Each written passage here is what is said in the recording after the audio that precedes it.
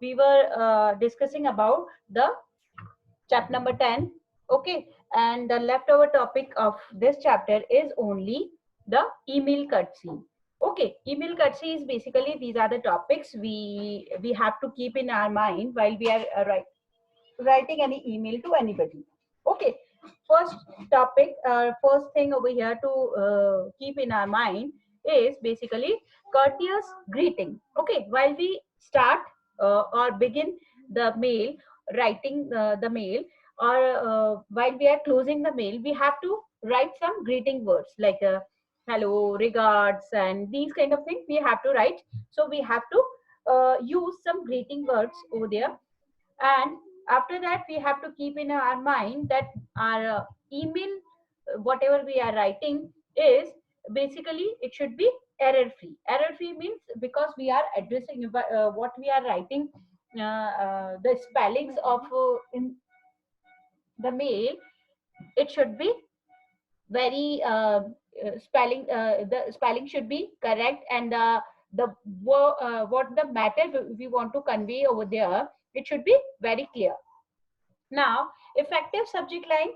The subject line, as you people know, that when we send any email or when we write any email, then there is a line, the subject line over there. We have to write the subject, that which kind of subject we want to, what kind of mail is this, and the main purpose of sending that particular mail, it should be written on that line. But the effective subject line means the your subject what we have chosen for writing over there, it should be effective means.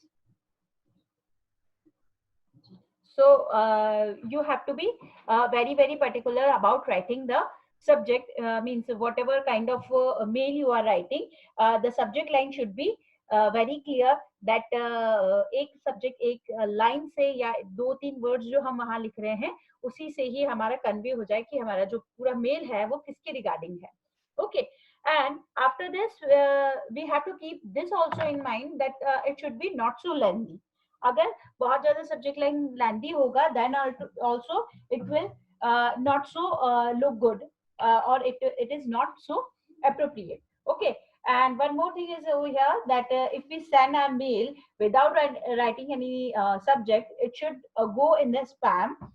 You people have heard about this word, because in the mail id we have inbox, outbox, draft, and spam also. Spam is the box or the section in which we are getting the miscellaneous mails, or we can say the advertisement kind of mails. Okay, so the mail id automatically move the unsubjected mails into that spam.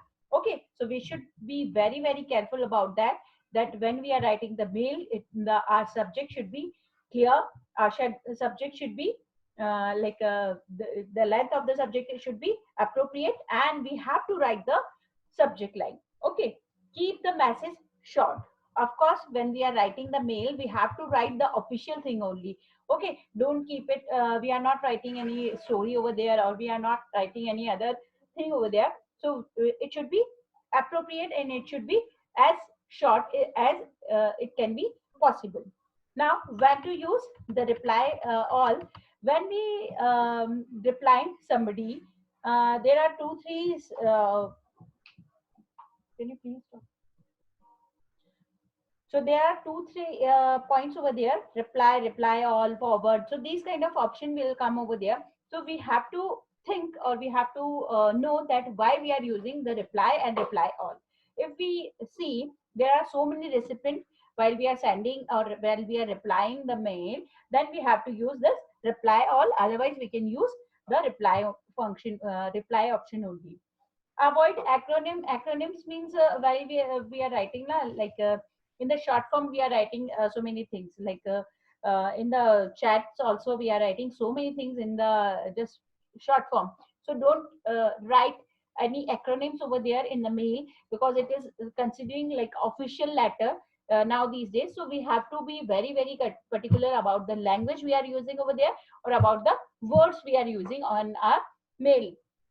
Now, the another thing over here is no all caps. No all caps means we have not to write the mail in capital letters. Okay, capital letters, if we are writing something in the capital letters, means we are shouting on somebody. Okay, so it is considering like that only. So we have to write in the small letters or the combination of, like in a simple way, in a simple language we are writing that the combination of the small and capital. So like that way only we have to write the mail. Now, final check after writing the mail. This is the practice that before sending the mail to the another one, we have to check it out, and we have to see whatever we have written, the whole thing is appropriate or not. The everything what we need to write over there, the message we want to convey from this mail, it should be clear from this mail or not. Okay, so we have to check the mail, the whole mail all together again, and then we can send it to others. Okay, so this way we can write. These are the courtesy we have to keep in our mind while we are sending the mails. Okay, so this chapter is complete from my side. Now, if you people have any problem, just go ahead and ask. Otherwise, we will move forward. Worksheet 2. Okay, this is the worksheet 2. We have to complete this one. Here, you can see over here, I have filled that answer, but we are going to discuss these answers as well. The very first question over here is the clue. Very first clue over here is it holds most frequently used color in Photoshop CS6.